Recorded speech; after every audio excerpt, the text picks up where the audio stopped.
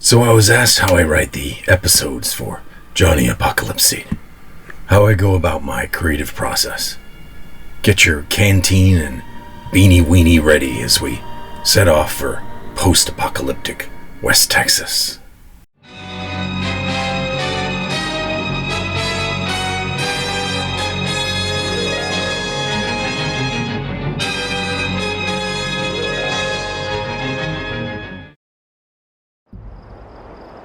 Hello, fellow mutants. So, what makes up a Johnny Apocalyptic episode? First, I start off with a rough script and short and long-term motivations for the character or characters in each episode, along with a couple of exterior challenges or threats. The foundational basics. It's important to note that while I have an overarching story and possible ending in mind, I don't lock myself into anything too rigidly.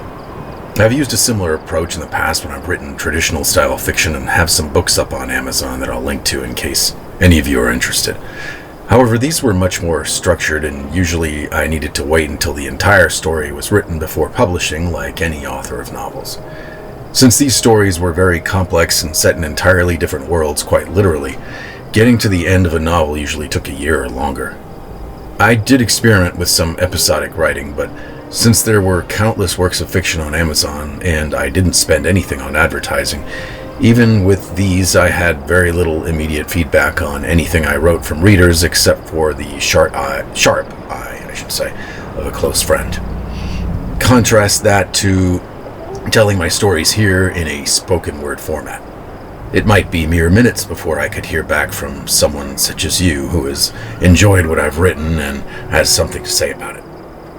That's not the only major difference in writing Johnny Apocalyptic episodes, and it doesn't really explain how I write, just the circumstances around writing. So here comes the fun and perhaps a bit unusual part. I'm certainly not the only writer who's done this, but the key is that I always place myself in the head of the main character while considering all surroundings and options. I want to see, hear, smell, and touch everything the character can experience.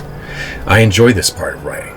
I try to convey this same experience to the listener in a somewhat uncommon second-person style of writing I use where you are the main character. I tell you what you can see, smell, or hear in the shoes, or rather boots, of the hero, John. As you can imagine, this is fun because I can experience, and hopefully you do as well, what the character is going through before he or she makes some decision in the story. Of course, I do have to keep unique motivations in mind that might differ from my own, or some environmental factor that I'm not personally dealing with, such as aching hunger or thirst. Having this perspective, I find the story going off in unplanned directions based on choices the character might make. Second person is often used in interactive fiction. Some of you may recall the old text adventure games that were popular on early home computer systems such as the Commodore 64, which, perhaps not so coincidentally, I have also written a book on. My first experience with the old text adventures was on a VIC-20, and I remember being fascinated with the idea of being able to control the actions in a story, as simple as it was in the old title plainly named Adventure. I was often alone as a boy since my parents moved from place to place regularly, so I was often basking in the blue and cyan glow of an old CRT monitor playing these games or even making my own. As the years went by and technology improved, titles such as Planetfall, Enchanter, and The Lurking Horror by Infocom captured my imagination, placing me in the shoes of the main character. The text forced me to envision the surroundings, to imagine where clues or objects might be hidden, to think of ways I might interact if I were to type in, for example, grab the candlestick. In a way, it was an early form of roleplay, like the old pen and paper tabletop games, though obviously without the infinite freedom. What you could actually do in the room with the desk and the candlestick, for example, was limited to words and phrases the computer parser understood.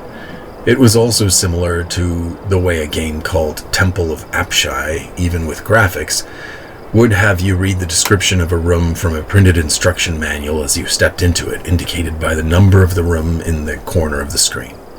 Here's an example. Room 14. A loud roaring sound may be heard from the west end of the passage. A pyramid of medium-sized stones fills one corner of the north wall at the east end of the corridor. And if you took the correct path, Room 16.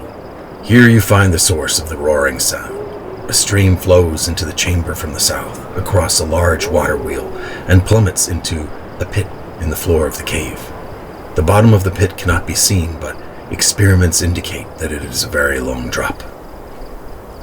Eventually, this form of gaming entertainment gave way to modern graphics and sounds, and now your kid sits on a sofa playing Fortnite with flashing imagery and realistic sounds.